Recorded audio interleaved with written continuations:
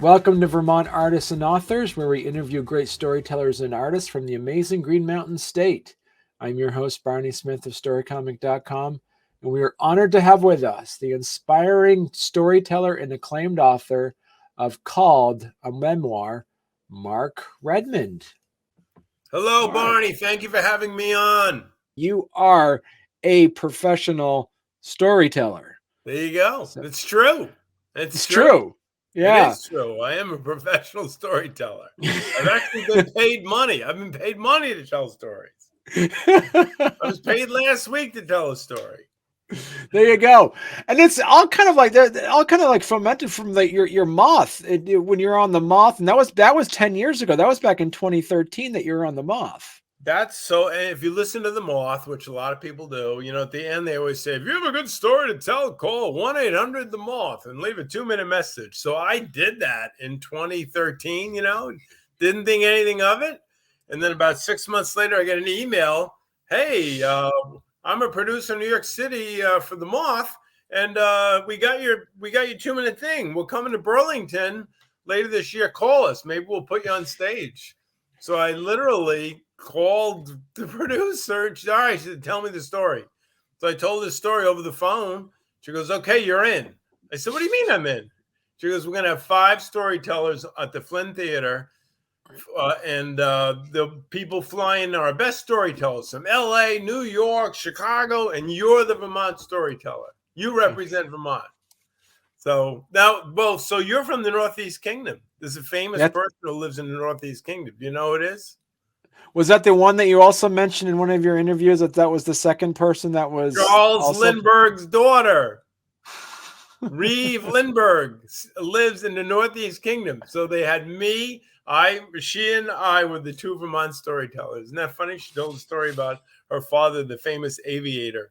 So that's how it started. A 2-minute phone call that I left, 2-minute message. Right. And then, now I've been on stage in Montreal, Brooklyn, Boston. It's just taken off, So I'm curious. So Mark, what is it? A lot of people, as they say, it seems human nature to tell stories because stories kind of combine us together, kind of creates a shared narrative and gives people the opportunity to understand that they're part of something larger than themselves. What is the essence of a story, and how can somebody make an anecdote into a good story? It's funny. The Moth will say everybody has at least one good story in them, which I definitely, I think everybody's got 100 good stories in them. Right. What's the essence of a good story? The kind of the guru in Vermont is the producer of the Moth in Burlington, Sue Schmidt. And she always says the story has got to tell transformation. What was the transformation? That's what you have to get to, How did the event or the conversation or what you were involved in, how did that transform you? That's what you've got to get across to the audience to tell a really good story, Right. The story that you told that was actually on the Moth was about some of your experience with a church that you already kind of made a preconceived notion of what the church was all about. That's right. I go in, it's this church. I'm not going to say which one it is, but, it's kind of like one of these mega churches. It's kind of, somebody had called it the Hollywood church, So I went there to pick up some donations for Spectrum. And I went in there like, oh, man, I'm going to get in there and get out of there as quick as I can. These people are a bunch of phonies, Yeah. And just as I'm about to go, one of the adults says, oh, Mr. Redmond, before you go, there's a little girl here. She has something special for you. And this little 9-year-old kid drags this duffel bag up in front of me and puts it up in front of me. And I opened it up and it had soap and toothpaste and all that. And she looks at me, a little kid, and says, my family wants to give this to you to give to a boy at Spectrum in honor of my brother who just died.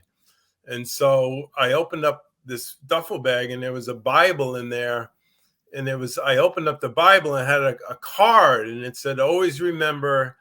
And it said, God is watching over you. And it has a picture of her brother. And it's a little 9-year-old girl. I'm expecting to see a little boy, but it's like a teenager, like a young man, like we work with at Spectrum. And I leaned over to the adult and I whispered to him, I said, how did her brother die? And he whispers back, heroin overdose. So that was the transformation for me. Like, oh my gosh, here I am in there. Can't wait to get out of there. Kind of making fun of these people in my mind. They're a bunch of phony Christians.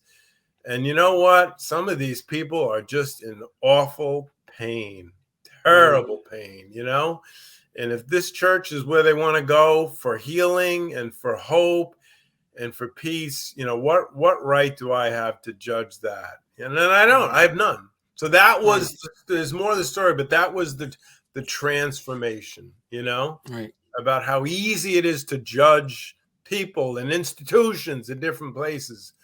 And a lot of my stories are about that, about how we suppose one thing. We see somebody who's homeless or a prisoner, we immediately brand them in our minds. But once we learn more about the person or the circumstances, it can really change the way we look at people and situations. How important is storytelling from the advocacy lens? It's really important. I mean, a lot of we're primarily a service organization. Last year, we took care of 1,280 kids who were either homeless or addicted or, living in the woods or whatever.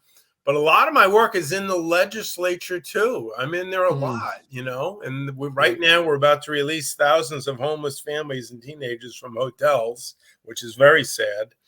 But when I'm in the legislature, the stories, that's what, because those legislators, and my wife used to be one, they're listening to people all day, statistics and numbers, they must glaze over. But if you can get in there and tell them, you got to tell them statistics and stuff. But if you can tell them, hey, and let me tell you about what happened to this young person who I know, I think that has a tremendous, that cuts through all the other voices that they're hearing all day.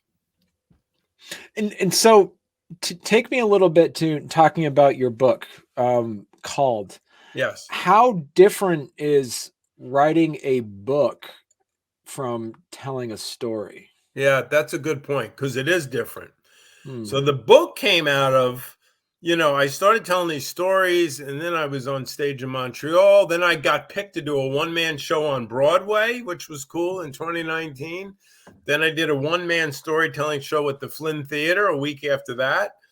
And I remember I went over to American Flatbread with some friends after my show, and this woman said to me, when do we see these in book form? When do we see these? And I was like, that's like the fifth person, none of whom are related to it, to say that to me. So to me, that's a sign, I had tapes and videos of a lot of my stories, but you're right. It's different. You just don't take it word for word and plop it in on a page, right? You've got to build it up differently. So they tell a lot of the story.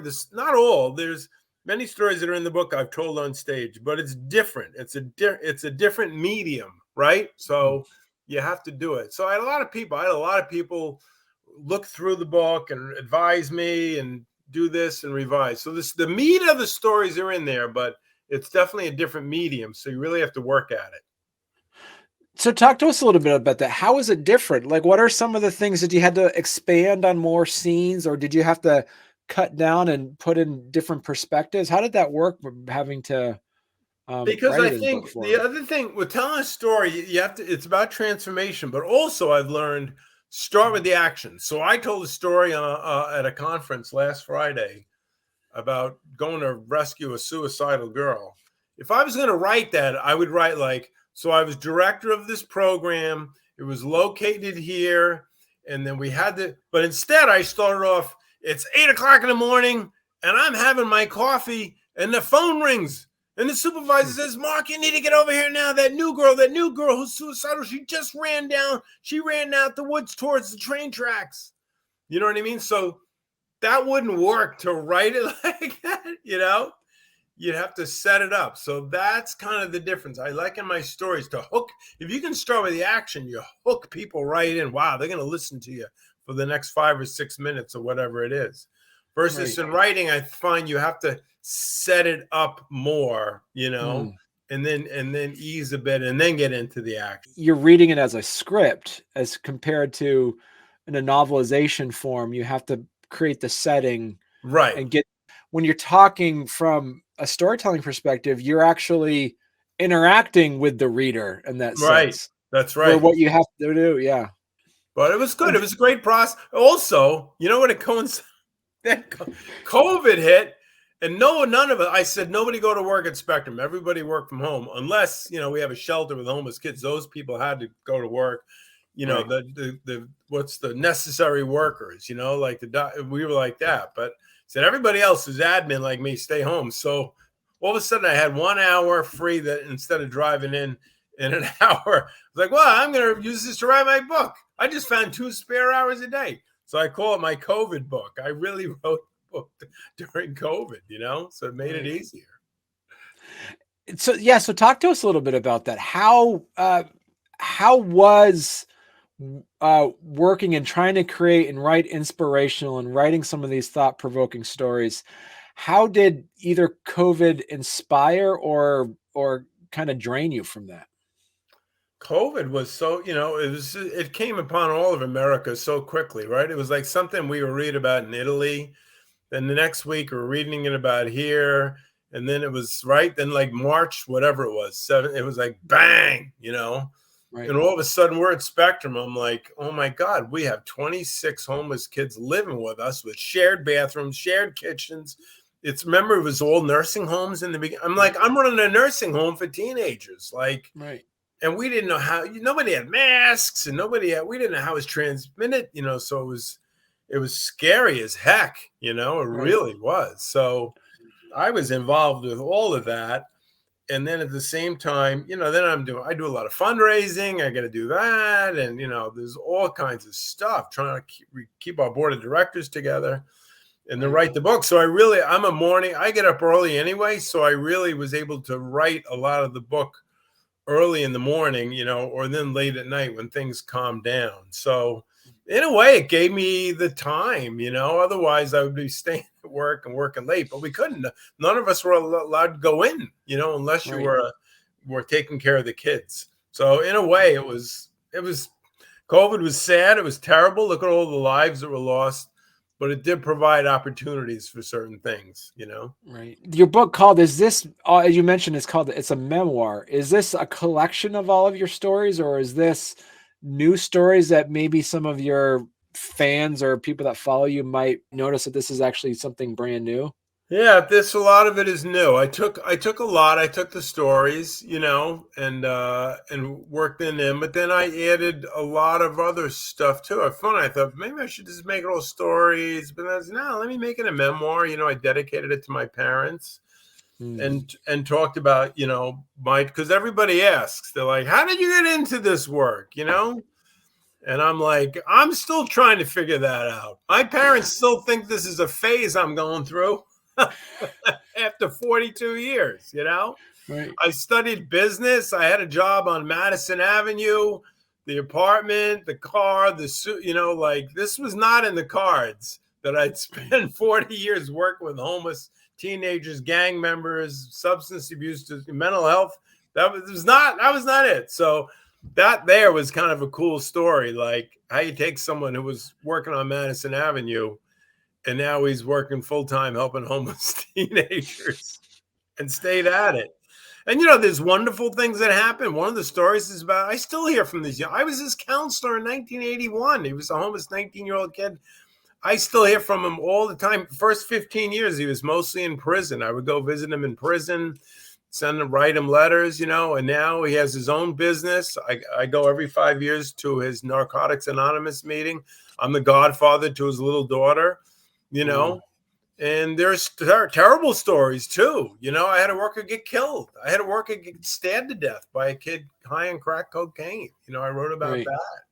So one of my workers was shot and killed by a cop, and I had to go identify the body, Right.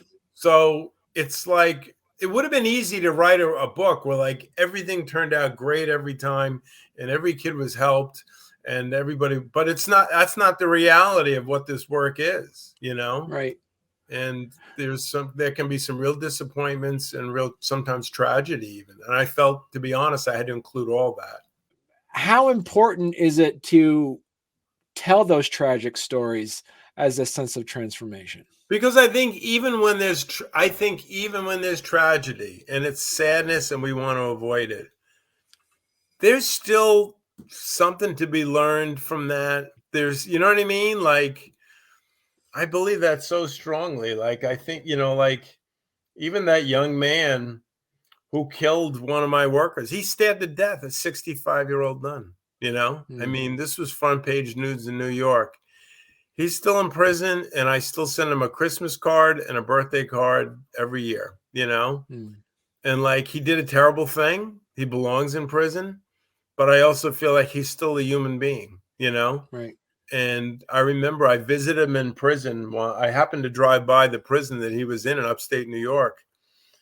I thought, oh my God, he's in there. I think that's where he is. And I went in to see him, and I said, so how often do you get visitors? And he goes, you're the first person to come and see me in 10 years, Wow. I know, right? I was like, oh my God, So like, he did a terrible thing, but I think, there's that saying, none of us should be defined by the worst thing that we've done, We're all bigger than that and different than that. So for me, even when there's, it didn't work out with the youth at Spectrum. There's this story about a young man that I wrote about. Love this kid. He wanted to be a Marine, homeless kid living in a car, lived at Spectrum, wanted to join the Marines. Oh, I want to be a Marine. I was okay. He joined the Marines. He finished boot camp. We sent someone down there because he didn't have any family to be there when they graduate, And then he left the Marines, like, I don't know, 2 months later, homeless in Burlington. We kept looking for him. And then I'm reading the Burlington Free Press online one night, and he shot himself in the head, killed himself. And I talked about going to the funeral, and meeting his family, and how I got a letter from a neighbor, and the neighbor wrote this letter and said, they wrote in the obituary, from the loving family of, I'll make the Smiths. And she said, that boy didn't have a loving family. I lived next door. He didn't grow up in a loving family. The only loving family he had was you and your coworkers at Spectrum. So like, it was a terribly sad thing for that young man to take his life. But the transformation was he was loved and felt loved while he was with us. You know what I mean? And he knew that. So that's what I try and dig. Like, even when there's tragedy in this work, there's still something there, And I wrote, there's a picture of him. You walk into Spectrum, and there's this pictures of kids from years ago. And there's pictures of kids having dinner together, laughing. And he's in that picture. Everybody else walks in that building. Oh, it's a bunch of kids. They don't know him. It was so long ago. But like, I look at it occasionally. I think, yeah, he was happy then. He was happy when he was with us. He took his life, months later. But he was for a short time. He was happy. So that makes me feel good, and it means something to me. Right. Now, what advice would you give somebody that's looking at wanting to go into storytelling? I would say find other people. There's like storytelling groups now. You can go to class. There's different from the comedy club. Comedy is different, right? This is, story. And I will run by. So if I'm going to, like when I did my one-person show on Broadway, like I ran through all the stories. I trust my wife. She's a good storyteller. She just told a story on stage in Massachusetts. My son, and I'm like, okay, I'm going to run this through. And there's a group of us. We've all gotten to know each other through the moth. None of us knew each other, And I'll get them to go, hey, come on, I'm going to get pizza. And I'm going to tell you I'm going to run through. And they'll be like, that one wasn't so good. Or add this. So you don't need that. No, that's running too long, So the best is the guy, he ran the Flynn for years. I love him, John Kalaki. Then he was in the legislature. He walks around with a cane. So he went to my he gave me all this advice. He goes, if you don't follow this advice, man, and I'm in the audience, you're going to see a cane flying through the air, headed for your head. So that's my thing would be get advice, run by people you trust, and right. They may say, yeah, it's fine as it is. Or they may say, add this, change this, and, tweak this here, and that can make a good story. The people at the Moth, when they first picked me to do it, I had to have a weekly coaching session. And I was like, Wow. every week I got it. This is one out for, oh my God. Then the day before, then a rehearsal. But I'll tell you, every change they reckon, looking back at it, they took a good story and really turned it into a great. They've played that story 3 times on their podcast. That's highly unusual, But the coach they gave me was so good. She was so good. So what do you prefer doing now? Do you like telling a story to an audience, or do you prefer writing it down and having it to be more intimate than that with a reader? So I love both. I still write columns. I write columns for different magazines. I do editorials for Vermont Digger. I love that. I love to write. I love to see my name in print, and I love to think I'm making it. If it's a political thing, I'm making an impact. We just had an increase in funding for homeless kids because of an op-ed that I wrote, which makes me feel good. So I like that, but I love the story. Like when I was on stage at Killington a few weeks ago, man, I just love that. I love interacting with the audience, making them laugh, making them gasp.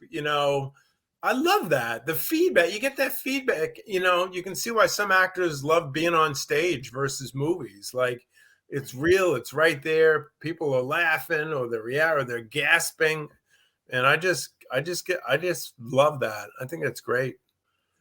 Being in front doing the storytelling, it's a passive form, meaning like it will continue on whether or not the audience member is watching it or not. Right. But as an author, that book doesn't read itself. So does it also seem like there's also a point where you have to be more proactive in engaging with a reader as compared to engaging with an audience member? I think so. You've got to hook, it's in a way, you have to hook the reader, right? Books, Right. You got to hook. I just read a great biography of Lyndon Johnson. I love history. Biography of Robert K. Rose, such a famous author. And he hooked me. First chapter, like about the assassination of JFK, and you're on the plane and the limousines and the secret. Like this book was like this thick. I could not put the book down because he hooked me right from the start. Boom, he had me in there, and I was like, oh, I got to read this. I said to my wife, I hope he lives. He's written the 5th volume. He's like 93. I'm like, I hope this guy lives long enough to write the final version. There's a documentary out about him right now called Turn Every Page, about how he and his editor, you can stream it. It's such a good documentary about how an author and an editor work together, to create a book. And so how about that? How is working with an editor different than, as you say, working with some advice folks that are doing storytelling? So for me, I picked up what's called a line editor just to go through like every period and the commas and all that stuff. And I spent $1,000 on that. Then I had all these people look at it, and someone said to me, you will still have in the finished product a typo or something. I said, impossible. I've read this thing. And sure enough, my son calls me, hey, Dad, page 36, 5th line. I found 3 typos in Robert K. Rose's book, and that's won the National Book Award. But I didn't hire. And then instead of having like ordinarily, right, you would pick an editor. Right. I didn't do that because that costs money. But I send it to a lot of people, friends of mine who are really, I consider literary people who really appreciate good literature. And, gave it to them and said, one is Stephen Kiernan, very famous Vermont author, good friend of mine. He read it, and it was great. People were very, this worked, this didn't work. I'd get rid of this, shorten this chapter. It really helped a lot. So I didn't have an editor, but I had a bunch of different people who I trust, who really helped me craft it into a better book. Okay. And so what were some of the things that you learned about when you wrote this book that made you a better storyteller? That's a good question. What did I learn writing the book that made me a better storyteller? I think I've gotten better at getting to the action quicker, hooking people in. I think I've learned to do that. I think, and then, it's funny. somebody said, I was asked a question on this panel last week, what advice would you give to other people who want to tell stories? And I was like, write stuff. I literally keep like a little pad with me, like, because we think we're going to remember these things, but people can say things and we do things. Oh, I'm going to remember that. That could be a good story. But like, I'm like, write it down because you're probably going to forget. I tell the story of like, we have mentors at Spectrum, adults who are volunteers. We match them up with homeless kids and at-risk kids. And I was with some woman, and she was saying, oh, I have a mentee, and, the kid's 15 and parents are both in prison. And we do all stuff together. And she said, my mentee said to me recently. I said, oh, what'd she say? She said, my mentee said to me, ever since I met you, I've become braver. And in the back of my mind, I was like, wow, what that woman just said to me is really important. And that's a story right there. So I finished the conversation and I ran right to my car where I keep a pad and a paper and pencil. And I wrote down, ever since I've met you, I've become braver. And I've used that story on stage, because so I said, that's my advice. Write this stuff down, write these incidents down. Maybe you won't use all of them, but like we're humans and we forget. And then, so that would be my advice that, write experiences down as much as you can. You almost have like a list, and some of them might correspond with each other. Right. Will complement each other and make both stories stronger for Yes, exactly. When it comes to the stories, do you, as we mentioned earlier a bit, do you actually script anything out or make notes? Or when you actually get up in front of a stage or an audience, do you actually have a script written out, or is it just like bullet points? So that's a good point. So if you do the Moth, they are so strict. You can't go up there with a scrap of paper, And the other ones, I've been on stage for another one called Risk. They don't want, but I don't memorize either, So I will write like bullet points. I'm good with that. And then I will record it, and then play it on the way into work, play it on the way back to work, play it on, you know what I mean? You're not memorizing it though, because to me, the most important thing is the emotion. There are times I'll tell a story and then I'm like, shoot, I forgot like this one line or one segment of it. But I'm like, you know what? That's all right because the emotion was there. I didn't, if you memorize it right, I think you're sacrificing too much of the audience contact, but this way, the passion is what that's what they're locking into. If you're passionate about the story, they're going to be passionate. So I try not to memorize, but I will write bullet points and then I'll record it. But again, I don't want to do it word for word, and sometimes I'll even surprise myself on stage. I'll blurt something out that just occurs to me there that'll add add to the story. So I like having that freedom. And you don't know how the audience is going to react to it. There's things I think of the audience. Well, that was the funniest thing. So when I had to tell them off, first time I was on stage with Flynn, they said, you have 10 minutes to tell that story, okay? There's a guy with a violin right behind you. He's got a timer. When that hit 10 minutes, he's going to start playing. You better. I was like, it's all right, man. I practiced a million times, 9 minutes, 40 seconds. You know what I didn't count on, Barney? The laughter and the things. Yes. Yes. I said something funny. And one person starts laughing and the whole row and the whole audience. And I'm like, But you bring up a good point, though. Like once your book is written, it is written. Like you can't tweak it after the fact. But with an audience, you can see which things land better than others. And so how much has your initial story that you told at the Moth, how much has that changed or tweaked based off of, say, geography or audience or any of that? It has changed because I've told that story a bunch of different times, There are definitely things that I thought were funny and people didn't laugh that I've taken out. And then there's stuff that I thought was just okay and I got a big reaction. So I'm like, okay, we're gonna add, really embellish that one. That one hit the mark. I didn't think it would, but it did. So it's so funny. It's so hard to tell. You can't always tell, right, with an audience. And every audience is different too, right? So one audience might gasp at something you say, another audience might just sit there, you know.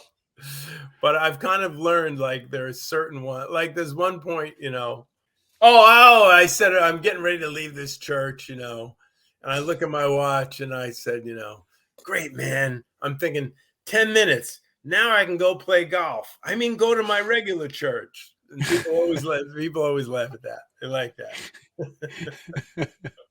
So if people wanted to learn more about you, where's the best place they could go to? So I when I did the book, I created a website, Mark Redmond Books, plural, books.com, because I had a prior book about 20 years ago. And really, the person who did my website said, you should, it's out of print now. But she said, you'll write more books. So markredmondbooks.com. So that would be the best place, you know, and to learn about me and about, you know, it's got some of my other stuff on there. So that's the best place. markredmondbooks.com. So are you working on another book? Not yet. It's funny you say that. I'm not working. I've written some more columns, you know, but I think I gotta get my money back. You know what I do think of? And before I did this, I paid somebody, an artist, to illustrate. Somebody has said to me, this book could be a good not a graphic novel, because it's not a novel. It could be a good graphic memoir, you know? Okay. So if I could sell enough of this one and use the proceeds, I would love to pay. I think that'd be cool, especially just that one story of the one guy who I was his counselor 42 years ago, and I used to visit him in prison. And I'm like, that story, that could be a graphic memoir right there. Right there. That would be a huge young adult, I believe, a huge young adult hit about two people from such different. He grew up in the projects, cocaine addict, everything, you know. I grew up in the lily white suburbs, you know, and yet we're like best friends. We like text each other every day. He came to my wedding, you know. That right there is kind of that would be an incredible graphic story, I think. Right. You know? Yeah. Yeah. But so listen, Mark, you got to come back on then when you get that published then. Love to come back on, Barney. Love to. Perfect. Yeah. All right. Well, thank you so much, Mark. Thank you. Thanks for having me on, Barney. I really appreciate it. You're welcome.